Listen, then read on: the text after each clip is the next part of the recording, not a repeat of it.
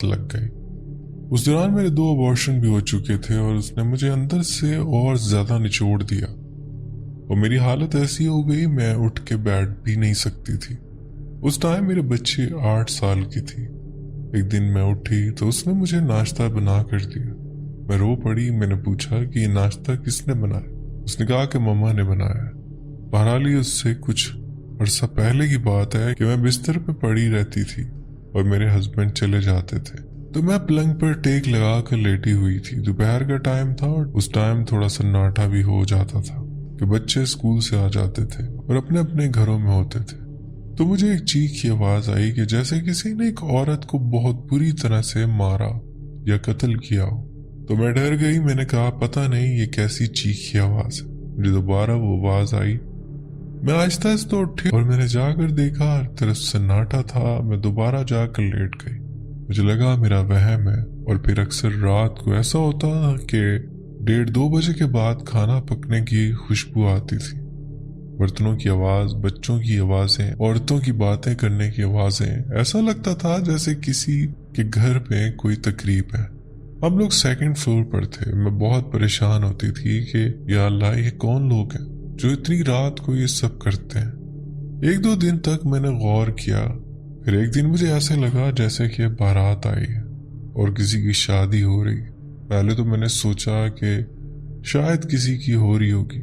तो फिर मैंने रात के 2:30 बजे आकर गैलरी में चेक किया।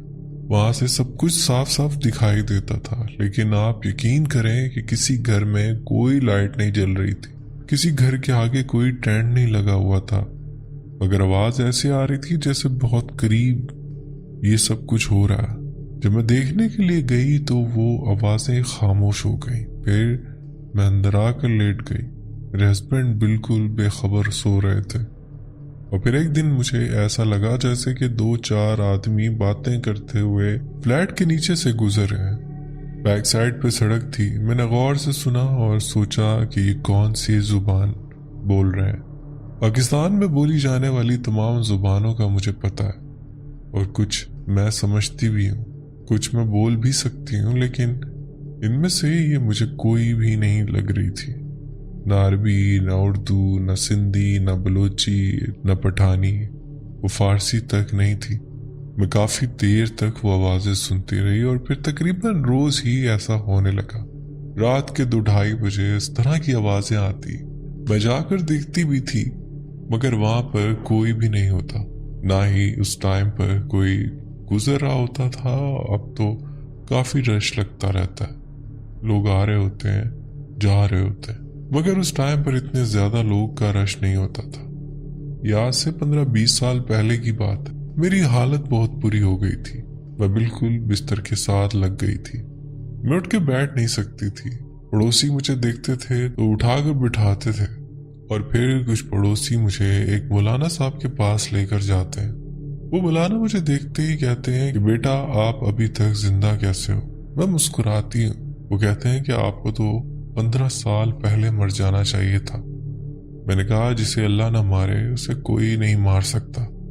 उन्होंने कहा कि आपके साथ क्या ही ऐसा किया गया है, आपके पीछे मौक्किल छोड़े गए जो आपको मार दें, आपकी नसें खत्म हो चुकी हैं। मैंने कहा कि मेरे रब ने मुझे जिंदा रखा हुआ है, कोई मुझे कैसे मारेगा, मुझे कोई नहीं मार सकता। हाँ, कोई इंसान मुझे तकलीफ दे सकता है, अजियत दे सकता है। मैंने उस जिन को जिसे मेरे पीछे छोड़ा गया था खुद भी देखा है। मेरे साथ बचपन से एक अच्छी चीज थी, मगर वो चली गई तो उस बुरी चीज ने मुझ पर हमला करना शुरू कर दिया। इसके बाद हम लोग 4th फ्लोर पर चले गए। हमें जब वो घर मिला तो बाद में पता चला उस घर में माली मकान की डेड बॉडी 3 दिन तक पड़ी रही थी और फिर उसे वहां से निकाला गया। मैं वहां पर लेटी हुई थी। अभी हमने पूरी तरह से सामान खोला भी नहीं था। मेरी तबीयत भी ठीक नहीं थी। ये रमजान से 3 दिन पहले की बात है। तो मुझे ऐसा लगा किसी ने मेरी कमर से मेरे पेट की तरफ हाथ बढ़ाया और मुझे दबोच लिया। ये दिन का टाइम था, रात भी नहीं थी। और जब मैंने देखा तो वो बिल्कुल काले से हाथ थे। मैं अभी भी बता रही हूँ तो मेरे रोंगटे खड़े हो रहे हैं। उसके एक एक इंच के सफेद रंग के नाखून थे। और फिर मुझे पीछे से आवाज आती है कि अब बताओ, अब तुम्हें कौन बचाएगा। मैंने कहा कि मेरा रब। मैं आयतुल कुर्सी पढ़ने की कोशिश कर रही थी मगर मेरी जुबान खुल नहीं रही थी। मैं खुद को छुड़वाने की कोशिश कर रही थी मगर वो चीज बहुत ही ताकतवर थी। जब मैं खुद को नहीं छुड़वा पाई तो मैंने उसके हाथ पर जोर से काटा, मगर उसके बाद मुझे इतनी कराहियत महसूस हुई कि मैं आपको बता नहीं सकती, क्योंकि उसके हाथ में हड्डी नहीं थी, वो बिल्कुल जेली जैसा था। और जब वो मेरे मुंह पे लगा तो उसके हाथ की गिरफ्त ढीली हुई और मेरी जुबान खुली तो मैंने ऊंचा ऊंचा आयतुल कुर्सी पढ़ना शुरू किया और उसके बाद वो चीज वहां से चली गई। आप यकीन करो कि 3-4 दिन तक मेरे मुंह में वही कराहियत रही। कुल्ली करने और मुंह धोने के बावजूद मैं रमजान का महीना था, मगर ना तो मैं रोजा रख सकती थी बीमारी की वजह से और ना ही नमाज पढ़ सकती थी। तो मैं बैठ कर रोती रहती थी कि या अल्लाह, क्या वो दिन भी आएगा जब मैं अपनी नमाजें और रोजे पूरे करूंगी। वो दोपहर का वक्त था और टीवी पर तबरकात दिखा रहे थे। मैं रोते रोते वहीं सो गई और फिर मैंने ख्वाब में देखा कि मैं उन तबरकात को खुद देख रही हूँ। हज़रत अली की तलवार है, सबकी चादर है। आपको बताती चलूं, मेरे साथ बचपन से ही एक आवाज है। अगर मैं पूछती हूँ कि ये क्या है तो वो बताती है कि ये चीज है। अब वो आवाज नहीं आती मगर उस टाइम पर थी। फिर मैंने ख्वाब में देखा कि नूर की रोशनी में कोई वजूद चला आ रहा है। मैंने पूछा कि ये कौन, यानी कि मुझे वो गर्दन तक नजर आया लेकिन ऊपर मुझे चेहरा नजर नहीं आया। तो उस आवाज ने मुझे बताया कि ये आप सल्लल्लाहु अलैहि वसल्लम। मैंने कहा कि अच्छा। उस टाइम मेरी आंखों से आंसू बह रहे थे और मैं इन्हें देख रही थी। शायद यही वजूहात हैं कि मैं आज तक बची हुई हूँ। और उसके बाद हम लोग एक सेक्टर में चले गए और वो 5 कमरों का घर था। वो मेरे जेठ के साले का घर था जो उन्होंने वक्ती तौर पर हमें दिया था।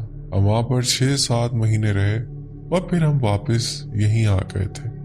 तो मेरी बच्ची वहाँ भाग रही होती थी। उस टाइम वो 5-6 साल की थी।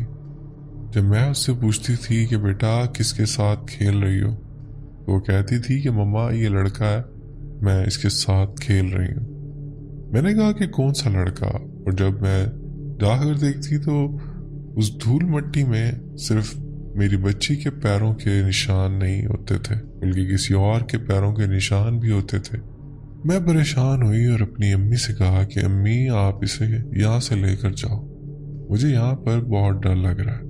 वो भी चली गई और मेरी छोटी बहन भी अम्मी के तरफ चली गई और मैं वहाँ पर बिल्कुल अकेली हो गई। इतने बड़े घर में जिसमें दोनों ड्राइंग रूम्स को एक करके बनाया गया था, 2 कमरे उस साइड पे और 2 इस साइड पे। मेरे हस्बैंड, मेरी भाई और मेरे कजन काम के सिलसिले में रात को चले जाते थे, तो मैं अकेली रोड साइड वाली गैलरी की तरफ बैठी रहती थी।